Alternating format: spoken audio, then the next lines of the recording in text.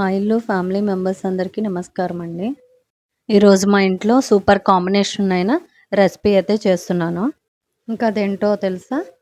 ములక్కాయ fry and మజ్జిగ పులుసు అండి. అయితే నేను ములక్కాయలు అవి కట్ చేసుకొని వాటర్లో అయితే వేసుకున్నా. ఇంకా ఆనియన్స్, పచ్చిమిర్చి కూడా కట్ చేసుకున్నానండి. అయితే స్టవ్ మీద అయితే గిన్నె పెట్టేసుకుని దాంట్లో అయితే ఆయిల్ వేసుకుంటున్నాను. ఫ్రై కదండి, ఆయిల్ అయితే కొంచెం ఎక్కువ పడుతుంది.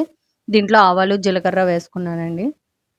తర్వాత టర్మరిక్ వేసుకొని ఒకసారి అయితే కలిపేసుకొని కొంచెం ఆవాలైతే చిటపటలాడాక మనం కోసుకున్న ములక్కాయ ముక్కలైతే వేసానండి. ఒకసారి దాన్ని అయితే కలిపేసుకోవాలి ములక్కాయ ముక్కల్ని. ఆనియన్స్ అయితే ముందే వేయకూడదండి. ఈ ములక్కాయ ముక్కలు కొంచెం కుక్ అయ్యాక తర్వాత ఆనియన్స్ వేద్దామండి. అయితే నేను లిడ్ పెట్టేసాను.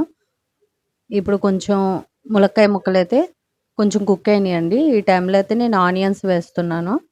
ఇప్పుడు ఒకసారి అయితే మొత్తం మిక్స్ చేసుకోవాలండి. ఈ ములక్కాయలు అయితే ఇంట్లో చెట్టువి.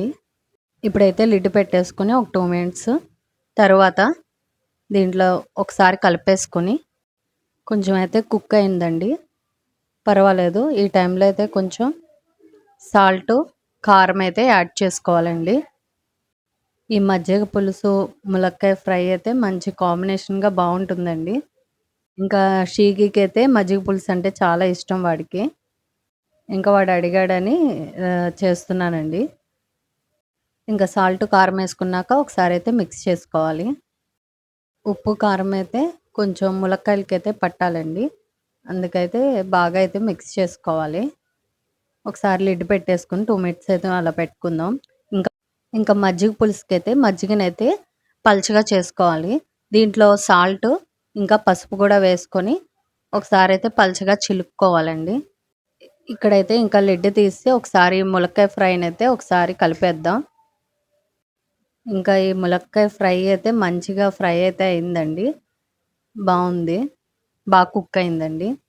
ఇంకా మజ్జిగ పులుసుకైతే నేను ఇక్కడ గీ తీసుకుంటున్నానండి. ఒక స్పూన్ గీ తీసుకొని ఆవాలు, జీలకర్ర అయితే వేసుకొని ఇంకా ఎండుమిర్చి కూడా వేసుకొని మెంతులు, కొంచెం వాము కూడా వేసుకుంటున్నాను.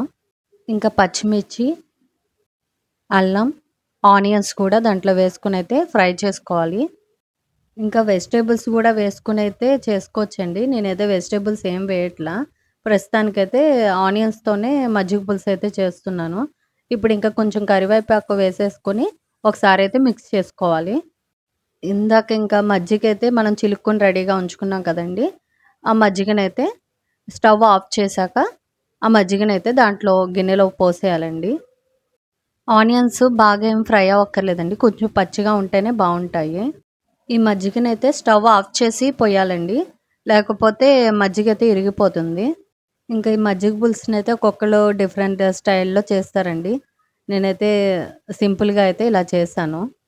ఇంకా నెయ్యి వేసుకొని పోపు పెట్టుకుంటే మటుకి చాలా టేస్ట్ బాగుంటుందండి. ఎప్పుడు మజ్జిగ పులుసు చేసినా పోపు మటుకి నెయ్యితోనే వేసుకోవాలి. ఒకసారి అయితే మిక్స్ చేసేసుకోవాలండి. ఇంకా మజ్జిగ పులుసు అయితే రెడీ అయిపోయింది. ఈ ములక్కాయ వేపుడు, మజ్జిగ పులుసు అయితే సూపర్ కాంబినేషన్ అండి. చాలా బాగుంటుంది. Thank you.